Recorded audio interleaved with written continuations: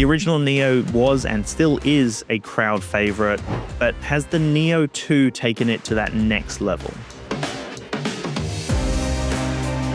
What's going on, guys? My name is Dan Davis, and today I've got the full comparison between the Neo 1 and the Neo 2, both phenomenal selfie drones that have some very fun advanced features. For full disclosure, the Neo 2 was provided by DJI for review purposes, and this video has been sponsored by the D1 store.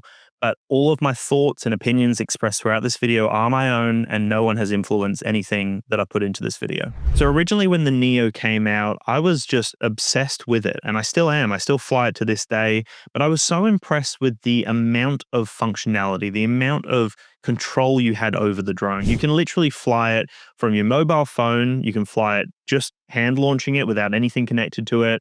You can use voice controls, you can fly in full FPV mode, you can use goggles and controllers and all sorts of different ways of controlling the original Neo, and that was just so impressive to me. So all of that has come across to the Neo 2, but now the drone has been heavily improved on here. And the intention of this video is that by the end of it, you'll know which one to pick up if you don't own either of them. Like maybe you've got another drone and you're thinking about the Neo or the Neo 2.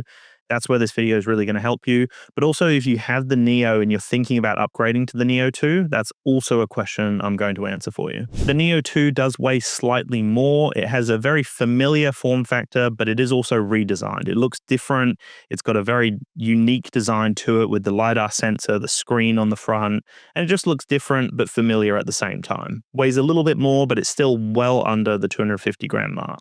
Now, something that's interesting with the Neo 2 is if you want to use it with your controller, for example, you need to have the transceiver connected to the back. So that's the antenna system that was previously built into the original Neo. It's now an external antenna that actually just plugs in and screws into place. So without the transceiver, you do have a limited functionality with the Neo 2, but if you get that fly more combo and you get that transceiver already built in, you don't really have to think about it. So my biggest gripe with the original Neo was how it performed in high wind.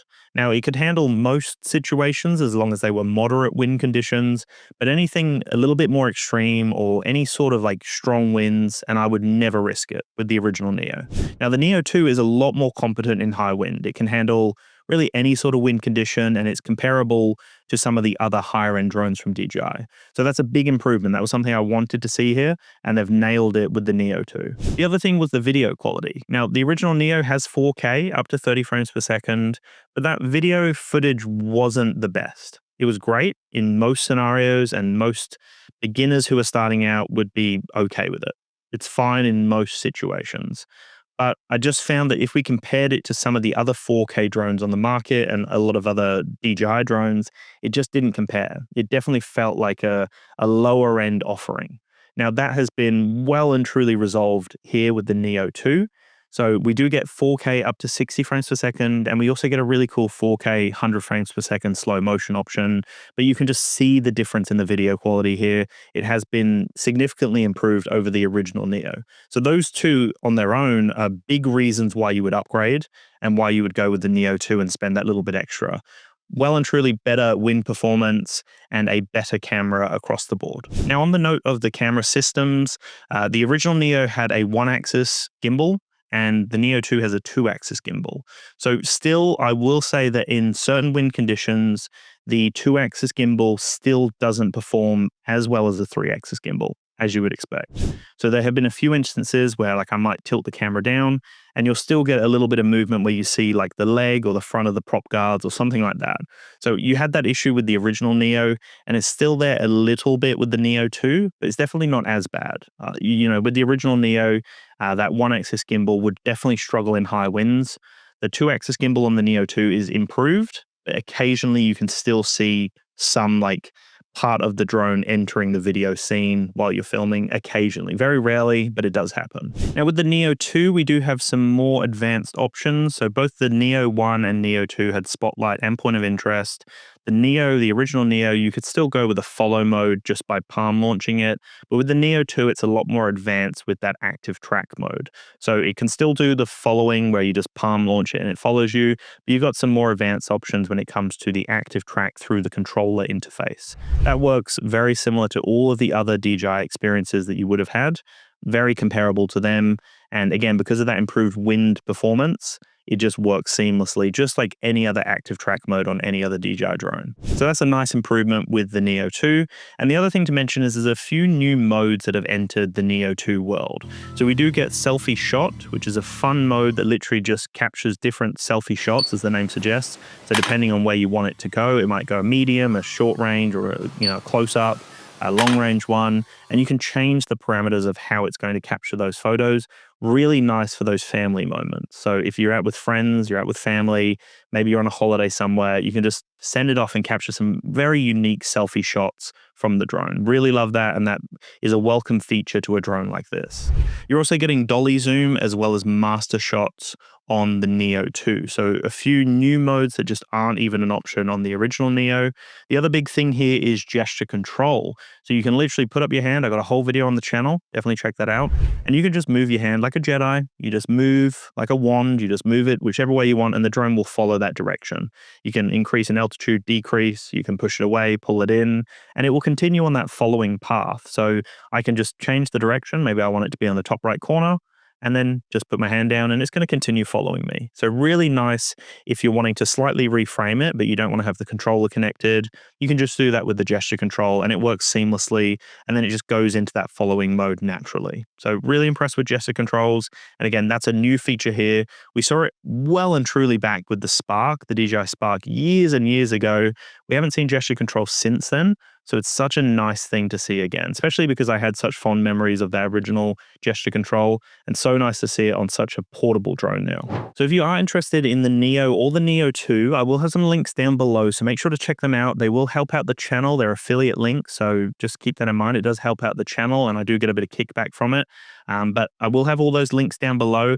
If you're based in Australia and you're looking for a good deal, then definitely reach out to the D1 store. You can reach out to them directly, sales@d1store.com.au, mention DansTube, and they'll be able to help you out with the best deal they can. You can also mention DansTube in store to get the best deal, as well as use the code DansTube on the website to save on most drones, cameras, and accessories. Well worth looking into if you're based in Australia. I have helped Aussies save over $70,000 on their purchases. The other new feature on the Neo 2 is the return to palm. So what that does is you put your palm out, it will recognize your palms out, and it will return to you.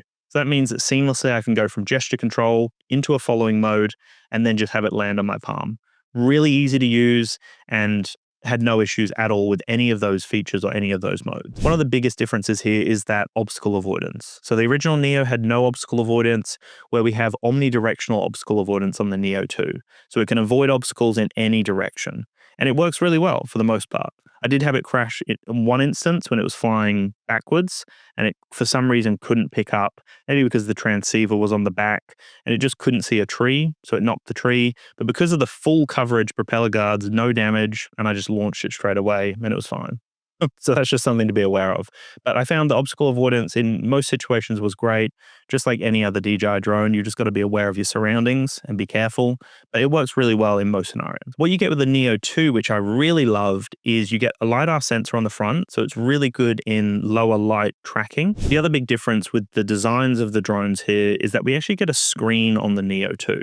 So on the original Neo, it was a button and you would just go between the modes and it would just have a little light and it would show you and tell you what you're in.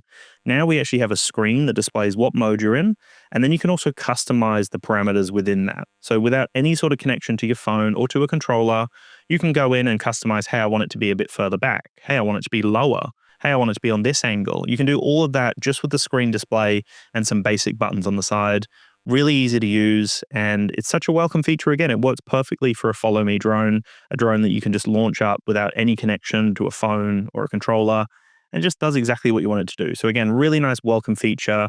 And you're probably starting to see that I'm painting the picture here, that they have improved every aspect of the original Neo, and everything I wanted to see plus more has come across to the Neo 2 here. A few other improvements here. Battery life is slightly improved, still not as good as I'd like it to be, So 19 minutes as opposed to 18 minutes. Again, not a huge improvement, but still a welcome addition to get an extra minute.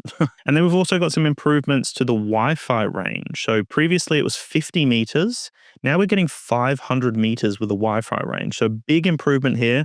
I still wouldn't completely trust that kind of distance with Wi-Fi, but still very cool to see such a big improvement from 50 to 500 meters. And then when it comes to the OcuSync 4, we get 10 kilometers of range. So if it's connected up to a controller, both of them can give you roughly 10 kilometers of range. But obviously the big thing here is the fact that we've got improved wind performance. So that's where I'd feel way more confident with the Neo 2 to fly a little bit further. The final two main improvements here would be the tracking speed. So as opposed to 8 meters per second on the Neo 1, we now get 12 meters per second tracking speed. So an improved tracking speed, you might be able to track someone on a bike or someone on a scooter or something like that, and you're going to have a lot more reliable performance here. And then there's also improvements to the internal storage. So from 22 gigabytes on the original Neo to 49 gigabytes on the Neo 2. Pretty obvious that every single aspect of the Neo has been improved here. You're not missing out on anything with the Neo 2. It's not like the original Neo has something the Neo 2 doesn't have. They've both got similarities. The Neo 2 has taken it to that next level. We've got full obstacle avoidance. We've got an improved camera system. We've got a screen for the display to let us know what mode we're in. We've got gesture controls. We've got all of these different modes that aren't even available on many other drones from DJI, which is so cool to see. And then the big one is that wind resistance has been improved. That was something I was really worried about with the original Neo, and it kind of limited me from pushing it too far. But the Neo 2 is way more reliable in any sort of wind condition you put it in. So the Neo 2 is definitely a standout drone. Like I said at the beginning, the Neo took a lot of people by surprise, and it was a crowd favorite, still is a crowd favorite. And I know a lot of people that use that drone. I literally have a DJI Neo group on Facebook. I have an Australian one and a worldwide one. So check those out or let me know that you just search DJI Neo Australia, DJI Neo Worldwide, and you'll be able to join those groups over there. I would always see people posting in those groups and on other Reddit groups and other Facebook groups for the Neo drone. It's still such a popular drone, and I know that a lot of people are using it. So to see those improvements with that advancement with the Neo 2, and it's not a huge increase in price, which is very nice to see. Yes, it's more expensive than Neo 2, but it's not significantly more expensive. It's still in that little pocket where it's a budget-friendly drone, great travel companion, great follow-me drone, great for like family memories and all sorts of things. But then you have those more advanced options like learning to fly true FPV with it. Like, how cool is that? It literally gives you so much functionality. Like, there's just too much to it to even put into one video. That's for both the Neo and the Neo 2. But the improvements to the Neo 2 are definitely taking the cake for me on this one. I'm confident that the Neo 2 is a significant improvement over the Neo.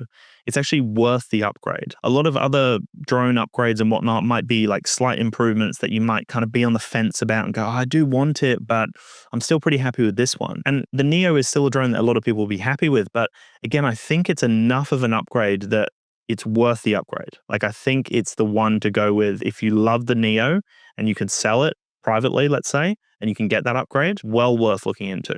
And for people out there that have other drones, more professional drones, and you want something a little bit more lightweight, a little bit more portable, and a little bit more fun, the Neo 2 is so versatile that you're going to have all of those fun features as well as the more professional features and be able to learn FPV with it. Like, you can't go wrong with the Neo 2. It really is such an impressive improvement here, and I can see why a lot of people are interested in it. So anyway, guys, those are all of my thoughts on the Neo and the Neo 2, both great drones, but I think the Neo 2 is a big upgrade and well worth the upgrade from the original Neo, and well worth looking into if you want a drone to complement one of your other professional drones. So anyway, guys, thank you so much for watching. I appreciate all the support, and I'll chat to you soon. Peace.